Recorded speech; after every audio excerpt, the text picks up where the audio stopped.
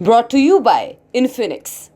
Infinix पर very good offer मिला है, you can't bear to miss it.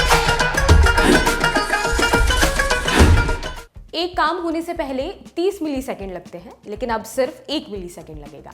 आप पूछेंगे भैया क्या ही फर्क पड़ जाएगा? सवाल ये भी होगा कि फर्क कहाँ पड़ेगा? तो फर्क पड़ेगा आपकी इंटरनेट की स्पीड पर, क्योंकि अब हमें और आपको 5G मिल गया है, और साथ में फर्क पड़ेगा आपके अनुभव पर। यकीन नहीं होता तो लाइव मैच का प्रसारण ही देख लीजिए। स्क्रीन पर जो आपको मैच दिखाई देता है और ग्राउंड में जो खेलते हुए खिलाड़ी आपको नजर आते हैं, वो आप तक मिलीसेकंड के उसमें आप तक पहुंचने में मिलीसेकंड का फर्क होता है। अब नहीं होगा। चलिए छोड़िए मैच की कल्पना करना बंद कर देते हैं। कल्पना कीजिए कि रोबोट से ऑपरेशन हो रहा है और डॉक्टर जो निर्देश दें वो आधे मिलीसेकंड देर से पहुंचेगा। आगे क्या होगा वो आपको पता है। लब्बो लुआब ये है कि इंटरनेट की स्पीड अब खूब तेज मिलेगी, ये हकीकत है। लेकिन आज बात हकीकत की नहीं बल्कि फंसाने की। 5G के नाम पर चलती आ रही और चली आ रही अफवाहों की। 5G इंसानों के लिए खतरा है क्या? इससे कोई बीमारी फैलती है क्या? क्या इसकी तरंगों से परिंदों की जान जाती है? और सबसे महत्वपूर्ण, क्या कोरोना के लिए ये तकनीकी जिम्मेदारी है? आइए, अरे डरिए मत, आप और हम सच पता करते हैं। 2020 की शुरुआत में जब पूरी दुनिया लॉकडाउन, क्वारंटीन जैसे शब्द का अर्थ समझने में लगी हुई थी, तब इसी दुनिया के कई हिस्सों से 5G मोबाइल टावरों को तोड़ने की खबरें सामने आ रही थीं। कारण था सोशल मीडिया पर फैली एक अफवाह की कि कोरोना का असल कारण कोई वायरस नहीं बल्कि इन टावरों से निकलने वाली किरणें हैं। अकेले ब्रिटेन में 77 मोबाइल टावरों को आग के हवाले किया गया था। यूरोप के कई और देश जैसे इटली, बेल्जियम, फ्रांस भी इससे नहीं बचे। भारत भी इससे अछूता नहीं था। मशहूर एक्टर जूही चावला ने तो बाकायदा कोर्ट का दरवाजा खटखटाया था इस तकनीक के विरोध में। ऐसा नहीं है कि किसी नई तकनीक पर अफवाहों का बाजार पहली बार गर्म हुआ हो। जब पहल रेल चलनी शुरू हुई तो लोगों का कहना था कि तेज गति से चलने से बीमारियां होती हैं।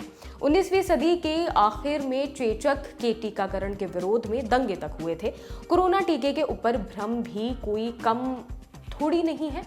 ऐसा लगता है कि जैसे ये इंसानी फितरत है कि बस विरोध करो। खैर, वापस आते हैं 5G पर। आखिर इसकी शुरुआत कैसे हुई? 2020 में बेल्जियम के एक अखबार में एक डॉक्टर का इंटरव्यू छपा जिसमें दावा किया गया कि 5G खतरनाक है और इसका नाता कोरोना वायरस से हो सकता है। गजब बात ये थी कि इसी इंटरव्यू में डॉक्टर का कहना था कि उन्होंने कोई फैक्ट चेक नहीं किया है। ये इंटरव्यू मिला 5G के पहले से विरोध कर रहे कुछ लोगों को, और फिर सोशल मीडिया जिंदाबाद। ये तकनीक तो बेचारी तभी से लोगों के निशाने पर है जब इसका जन्म हुआ था।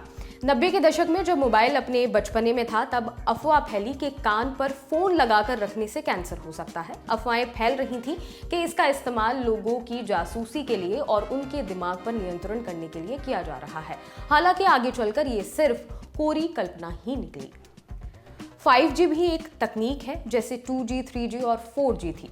5G को कोई बड़ा बदलाव भी नहीं है बल्कि एक इंक्रीमेंटल अपडेट है। 4G से भी कुछ बुरा नहीं हुआ और 5G तो सिर्फ आपके इंटरनेट का दबाव कम करेगा। इसकी वजह है हायर फ्रिक्वेंसी। जहां 4G 6 गीगाहर्ट्ज से कम की फ्रिक्वेंसी का इस्तेमाल करता है, वहीं 5G 30 से 300 गीगाहर्ट्ज की फ्रिक्वेंसी काम में लेता है।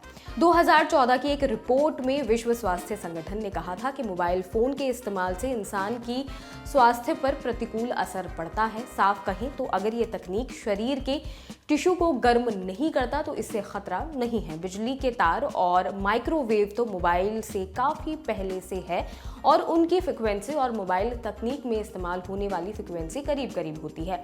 एक तरफ माइक्रोवेव में खाना गर्म करने के लिए कम फ्रिक्वेंसी रेडिएशन का इस्तेमाल हाई पावर पर होता है, तो दूसरी तरफ मोबाइल फ़ोन तकनीक में इस बात का ध्यान रखा जाता है कि रेडिएशन से गर्मी ना पैदा हो। हालांकि तकनीक उन्नत हुई है जो 4G के मुकाबले 5G की फ्रिक्वेंसी ज़्यादा ज़रूरी है, लेकिन इतनी भी नहीं कि इंसानी शरीर के टिश्यू को कोई खतरा हो। ये नियम मोबाइल फ़ोन और टावर दोनों पर ही लागू होता है। अब ये जान लेते हैं कि हकीकत क्या है। अब तक 5G के इस्तेमाल से किसी तरह के नुकसान के वैज्ञानिक साक्ष्य नहीं मिले हैं। कहने का मतलब सब कुछ कोरी गप है। अब इसमें योगदान थोड़ा हमारा भी है। आज के दौर में हम अपना वक्त और पैसा बर्बाद नहीं करना चाहते हैं। जो इंटरनेट दिखाई दे वही सही है। कुछ दशक पहले की बात करें और टीके को लेकर आपके मन में कोई दुविधा होती तो डॉक्टर के पास जाते और वह सही सलाह देता। इसलिए जब तक कोई ठोस प्रमाण नहीं मिल जाता तब तक नई तकनीक के मजे लीजिए। ऐसी और वीडियोस देखने के लिए जुड़े रहिए ललन टॉप के साथ। शुक्रिया।